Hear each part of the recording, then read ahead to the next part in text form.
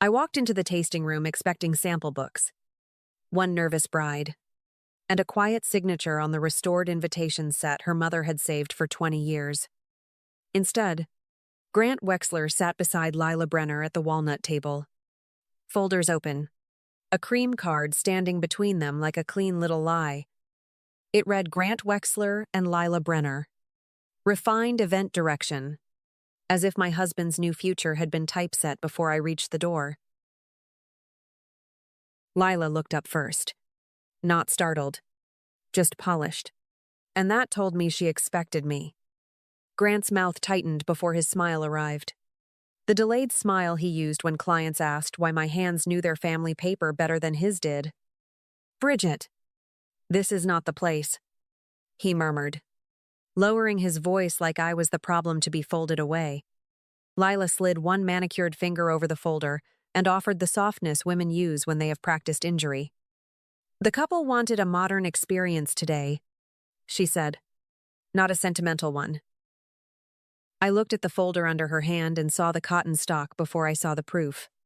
Because paper has a memory when people do not. That sheet came from my supplier, cut to my measurements. Ordered for a bride who asked for me after I restored her grandmother's wedding album. Grant watched my eyes land there, and for the first time since I entered, something in his face slipped. I did not raise my voice, because the room was already talking through that card. That folder, and Lila's hand resting on work she had never earned. I stepped closer, lifted the edge of the folder, and felt Grant lean forward before he caught himself. The bride's mother smiled uncertainly from the far end of the table, still believing she had walked into a service appointment instead of the first crack in a marriage. I kept my eyes on Grant and gave him the only sentence he deserved. "You left the proof on the prettiest table in the hotel." Before Grant learned how to sell elegance, he was a man with rented linens in his car and panic in his throat whenever a bride changed her mind. I was already Bridget Avery then, trusted by gallery owners and old families who brought me torn vows, yellowed photographs, and paper too soft for careless hands. He handled tables, flowers, chairs, the pieces people praised when a room looked expensive. I handled the damage underneath. Misspelled names, ruined invitation suites, crying mothers, and emails that made frightened clients believe someone competent was still awake. We were not building an empire then, only a service small enough to survive on borrowed trust. Grant came home smelling like hotel kitchens, dropped into a chair, and asked me to read every proposal because my words made nervous people say yes.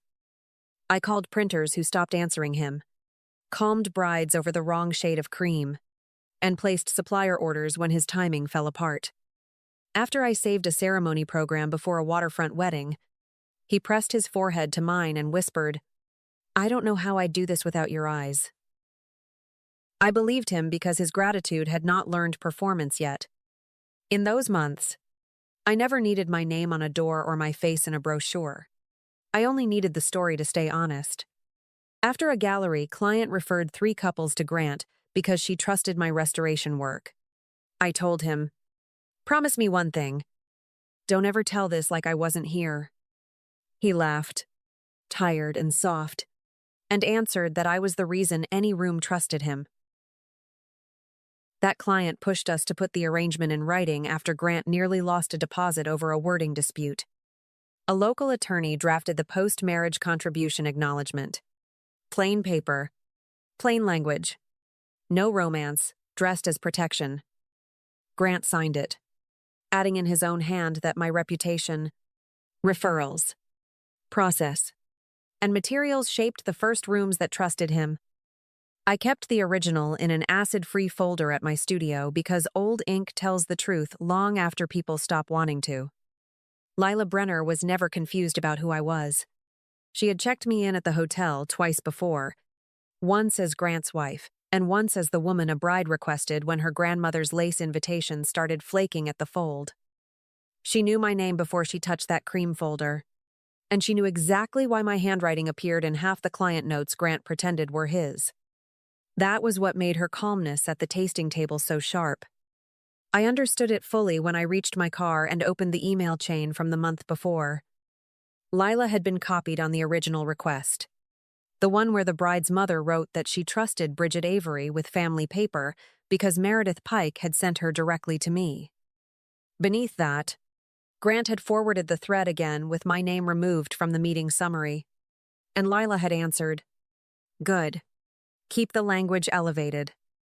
We need this to feel like luxury direction, not a craft attachment." I sat with my phone, letting that sentence settle where the hurt had been.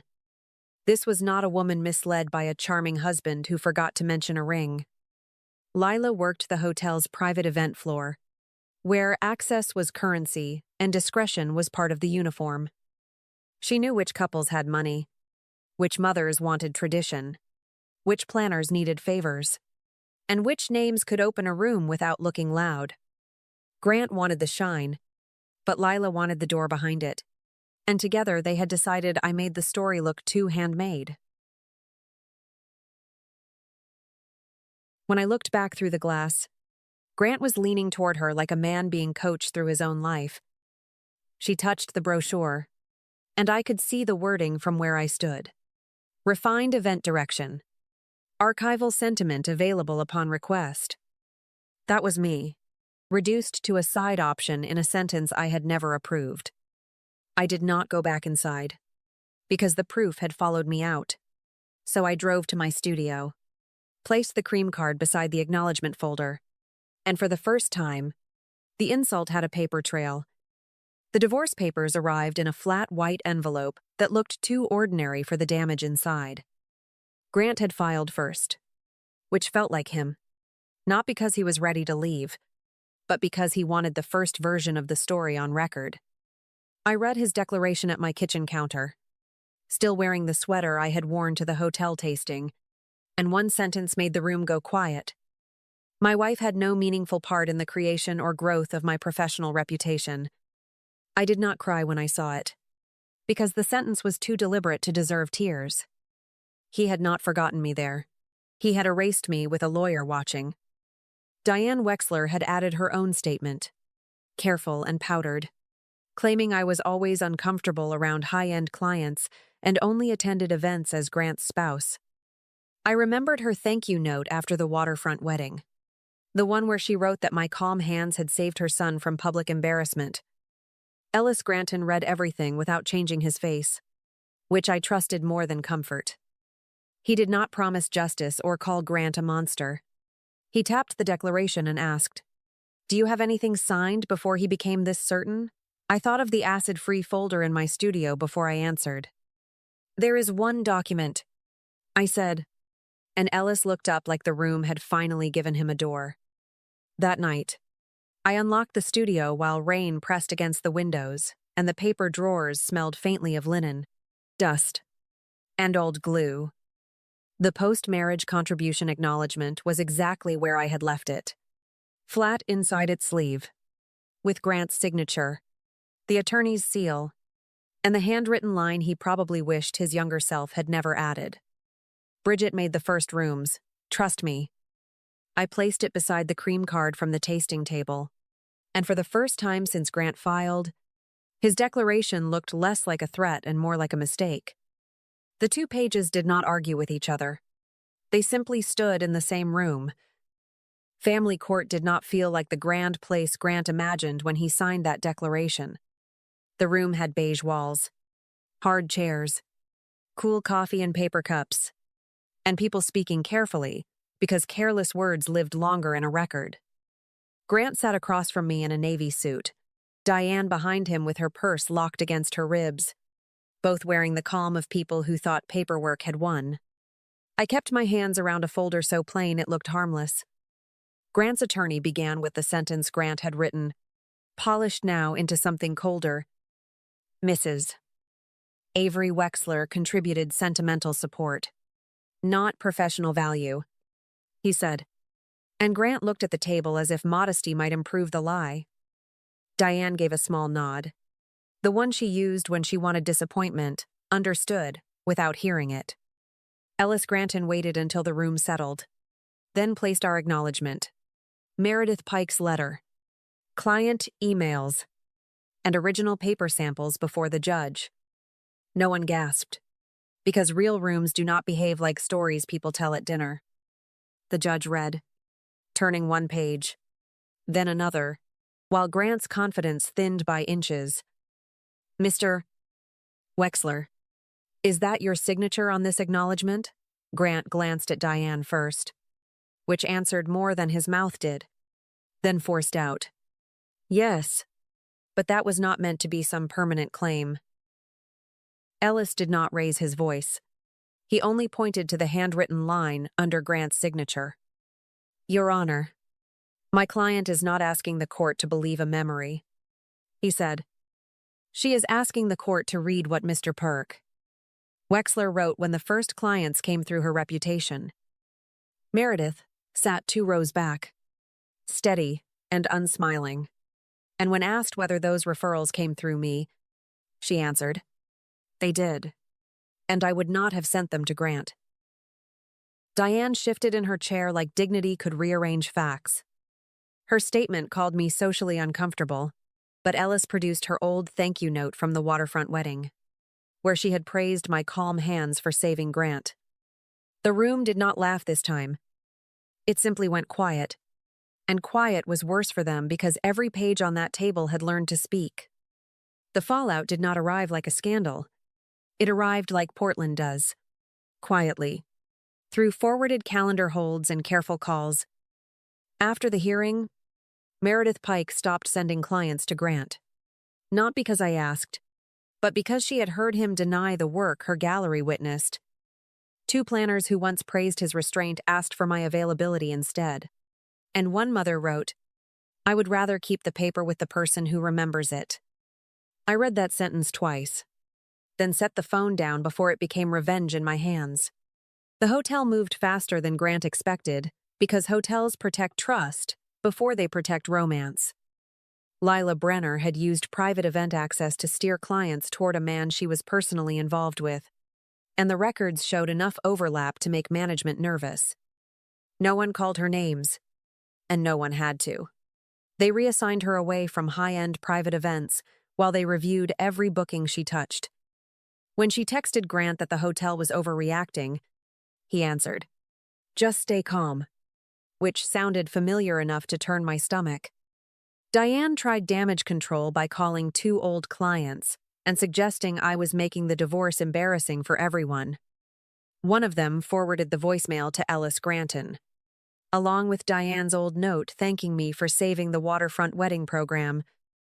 By evening, Diane had been asked to step back from a small arts benefit committee, not with drama, just with the brutal politeness of people protecting their guest list. The woman who once treated rooms like birthright had finally met a door that closed without needing to slam. Grant messaged me 3 times that week, each one less confident than the last. The final one asked what I wanted to make this stop, as if I had invented the paper trail instead of surviving under it. I forwarded it to Ellis and locked my studio door at dusk, standing among drawers of linen stock, cotton envelopes, and ink that never needed applause. For the first time in months, nothing in the room was pretending for me. The settlement did not hand me a crown, and I was grateful because crowns still belonged to somebody else's performance. It gave me something cleaner, a written acknowledgement that my work, referrals, materials, and reputation had created value inside the marriage. Grant's attorney fought the wording until Ellis Granton placed the old signed line beside Grant's new declaration, and the difference was embarrassing. One page said I had no meaningful part. The other carried Grant's handwriting, admitting I made the first rooms trust him. The judge ordered an independent valuation of the goodwill tied to those first referrals and accepted the post-marriage contribution acknowledgement as serious evidence. Grant's service could continue, but not with language, process notes, or client origin stories built from my archival work. He had to remove the brochure wording that turned me into a side option, and sign a correction stating I contributed to his professional reputation. When Ellis slid the document toward him, Grant stared at the signature line like it had become a door he could not talk through. Afterward, Grant found me near the hallway windows, away from Diane and his attorney's lowered voice. "I didn't think it would get this far," he offered, and the old part of me recognized the boy who once needed help sending proposals. I looked at him and felt no hunger to hurt him, only the exhaustion of being asked to soften facts so he could feel less ashamed. "You wrote it into court before I brought anything back," I answered, and his face folded around the truth he had chosen. Diane tried to pull back pieces of her statement through Ellis, but paper did not become harmless. Lila lost access to the private clients she had tried to reach through Grant, and without the hotel's rooms behind her confidence had nowhere to stand. Meredith Pike called the next morning about a gallery archive on handmade memory in modern weddings, and asked for my name exactly as it should appear on the wall. I said Bridget Avery, and for once, no one needed me to lower my voice so a man beside me could sound larger. The new studio was smaller than the rooms Grant used to chase, but the light came in clean, and every drawer opened without someone standing behind me needing credit. I moved near the Pearl District with 2 work tables, 1 restoration lamp, and the acid-free boxes that had carried me through worse weather than Portland rain. The copy of the acknowledgement stayed in the storage room, framed low beside the paper samples, not as a trophy, but as proof that ink can outlive charm. I did not hang it where clients would see it, because peace does not need to perform. Grant kept his service, but it became quieter, trimmed down, careful in a way that sounded less like refinement and more like fear. The clients who once came through my name no longer answered his polished messages, and the brochure that had made me a side option disappeared from every table. Diane still attended luncheons, but the rooms she entered no longer bent toward her version of me. Lila moved away from private events, and without the hotel doors opening for her, she became exactly what she had tried to make me: a woman standing outside a room she thought she had earned. Meredith's gallery opening came on a wet evening, with paper lanterns, wine glasses, and restored wedding pieces displayed like surviving hearts. My name appeared on the wall in clean black letters: Bridget Avery, Archival Restoration. Meredith touched my elbow and murmured, "It looks right," and I did not shrink from being seen. I stood there until the ache in my chest turned into something lighter. Not forgiveness, not forgetting, just freedom with my own name on it. If this story stayed with you, leave a comment saying I still know my name.